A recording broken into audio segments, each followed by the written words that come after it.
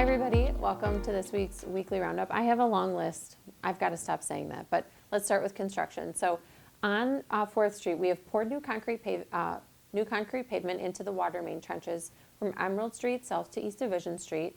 And then their next scheduled pour is for the remaining trenches to Jones Street, but that isn't until May 8th, 9th, and 10th. The contractor is removing equipment, pulling back barricades, as well as sweeping North 4th Street from the Rock River Bridge to East Division. And we're hoping we'll be able to make it so that people can pass through there in that period of time between the next concrete pour and when it can be reopened until after the 4th of July. On South Washington Street, we have some of the water main done. We're still doing water main currently kind of in the Emmett Street area, and then next will come storm sewer. We are, with that storm sewer work, we're putting in a small diameter storm sewer pipe that will allow people to connect, if they want to, their sump pumps into the storm sewer. So just make sure that if that is something you're interested in and you live in that area, that you touch base with our engineering department so that we can make sure we get that taken care of. We did crack filling this week. I know I saw them kind of late in the evening yesterday out doing some crack filling. They're now headed over to the airport to crack fill some of the runway. And then our seal coating and resurfacing will happen like mid-May. I think we posted our construction work and only talked about these reconstruction areas. We are doing seal coating and resurfacing work as well, so we'll try to get that list posted for you. That work will happen again in May. I wanted to provide an update on District 3. So as you likely know, we swore in our new Common Council last week. I think that was last week. And in doing so, our District 3 alderperson-elect did not take their oath, which means that we need to fill that vacancy. So by state statute, the city has, I believe, 3 options. But next week at our Common Council meeting, our city attorney will be providing our options to the Common Council. And then the Common Council will select the option we use to fill that seat. In the past, at least in the 10 years I've been here, and I'm guessing years before that, we've used this process where people kind of submit their interests and apply. We give that information to the Common Council. Those applicants come to the Common Council meeting and speak a little bit, and then the Common Council selects who that next person is. We also could have like a bona fide, kind of district-wide election like we would on a traditional election day. We can also leave the seat vacant. I obviously will encourage us not to leave the seat vacant since it's a new, kind of brand new, close to the election time. So we will decide next week as a Common Council which method we will use. There is an article in today's Daily Times saying that I will select that person. That's inaccurate. What will happen is we will have a discussion and an action next week at our Common Council meeting deciding which route we will take to fill that spot. So if you're interested in following that process, or if you live in District 3, I would encourage you to pay attention, attend either virtually or in person, the Common Council meeting for next week on May 2nd. On the fire station, so we have been doing some marketing around the fire station. Admittedly, it's been a little bit quieter because we're in design, so there's nothing like overly exciting to be sharing with the public or be educating the public on. However, knowing that we're kind of moving on through design, we're getting to various kind of milestones in that design process, we are going to be doing some tours, video tours of the fire station. So we're going to be kind of showing the community areas of the station, areas that are really of interest and need in our new design. So we're going to be highlighting those areas. We're going to also be doing some photo tours so that we have some nice images for people to be able to reference back to. And then probably late May-ish, we should have an exterior rendering. Now, renderings are what they are. They always, change when it actually comes to the brick and the materials being built on the site.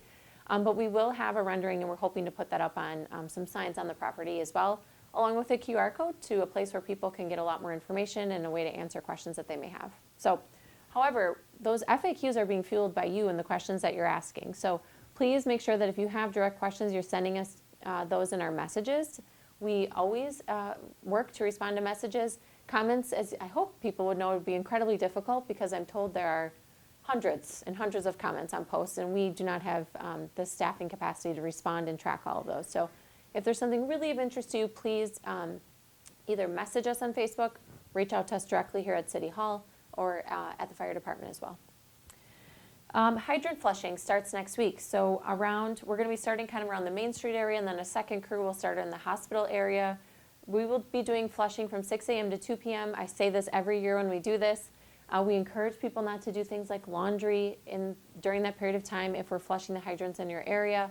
For more questions you may have, I'd encourage you to go to our Facebook page or the website. We have some nice FAQs on hydrant flushing, why we do it, and some things to be mindful of. If you chose to do the installment plan on your taxes, April 30th is that next installment date. So as a reminder, you can pay in person here at City Hall, drop in the drop box, pay online, or pay via mail. The Town Square grand opening, we are starting our countdown to the opening of the Benson Family Town Square. This event space has been a long time coming, and we're excited to begin to share with you all the plan for that grand opening. So we're starting that countdown in May, since the grand opening is on May 20th. So watch for information on the events we're planning to have for that grand opening. And then as we get a little bit closer, some of the events we're planning to have in the event space this summer.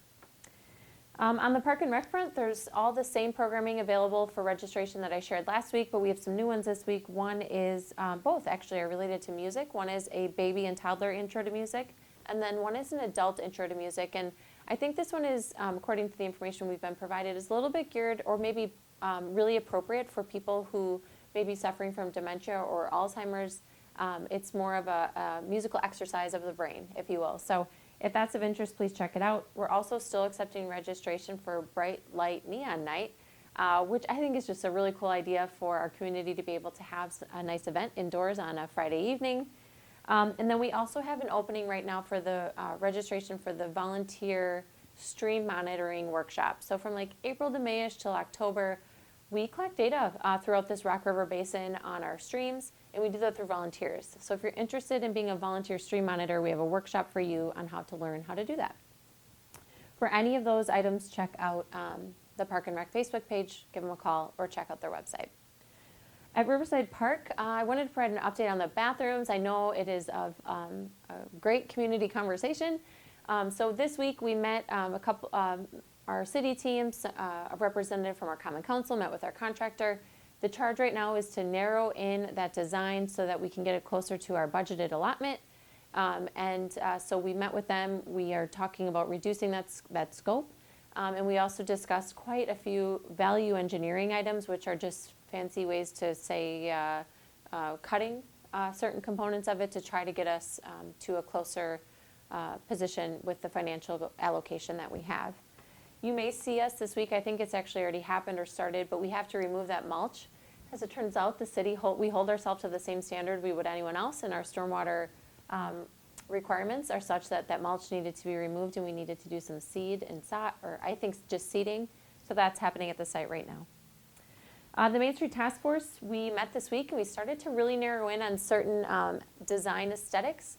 I do want to mention we are using our American Rescue Plan Act dollars to hire a landscape architect who will be guiding this group on if we want bump outs or park lots, where those should be, and a variety of other components that we just expertise we don't have on staff, like how many, things like lampposts and flower pots. We can obviously pick those, but how many and what density, and so that work has started. I share that because if you care about that stuff, please let us know so that we can make sure you get the invites for the Main Street Task Force meetings. We meet virtual and in person on those as well. We have to get a list to the DOT by this fall for construction in 2028. So that work is moving along, I think, more quickly or early than perhaps people would even expect. So I want to make sure that if people want to be involved, they can. Most people don't love local revenue reform quite as much as I do. But I care about local revenue reform because cities are funded in two major ways. One is state aids from the state, and the other is the property tax. And our state aids have not kept up. They've been frozen or declined. And so that means that in order to meet increasing costs, cities have no real choice but to adjust budgets and property tax. And so being able to make an impact in the way our state aids come in is profound in allowing us an opportunity to better relieve the burden we have placed on taxpayers. So I have worked for a couple of years on this with a lot of other people. We had some major announcements this week through the legislature. We're grateful for the legislature's willingness to work with us on this. And so it's a big step, a generational really impact that could be made. So I would encourage you all, if you're interested and want to kind of advocate for it, please reach out to me so I can give you some info. And then you can reach out to others to make sure that this stays moving along, because it's really important to local government and the services we provide and the impact that has on a taxpayer. Riverside Park walls, we haven't talked about this one in a minute, but I just want to provide an update. We have been working through getting some bids. Believe it or not, those walls aren't things people are just jumping at the bit to try to restore, because it's super complex.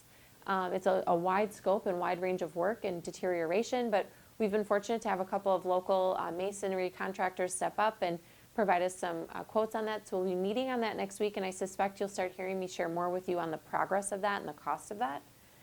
And then looking forward to next week. Next week, Tuesday, Congressman Scott Fitzgerald is hosting his listening session here at City Hall. So it's on Tuesday from 11:30 to 12:30 in room 008, which is in our lower level. We have stairs and an elevator in order to accommodate people attending. On the job front, we have a list of jobs still added, but I'm going to tell you guys, we still need lifeguards, and it's starting to get really close. So if you are interested in ensuring that we maintain our regular office hours, we need people to step up and be willing to lifeguard. We also are in need of a part-time fire inspector as well, and a variety of other positions on our city website. I know that this weekend isn't supposed to be the nicest. I saw it's supposed to be rainy and a little cooler, so I'd encourage you to soak up the community today while the sun is shining. Tomorrow, I do know we have the Whiskey and Wine Walk downtown in the afternoon, so please just be on the lookout for more pedestrians. Sunday, if it's really raining as much as they say it is, Turner Hall is having a spaghetti all-you-can-eat lunch, which sounds like a nice meal. And then next Tuesday, the farmers market starts. So it's a sign of spring, whether spring wants to come or not. The farmers market is opening at Riverside Park on Tuesday from 7 a.m. to 12 p.m. So that's all that I have. Have a good weekend. We'll see you next week.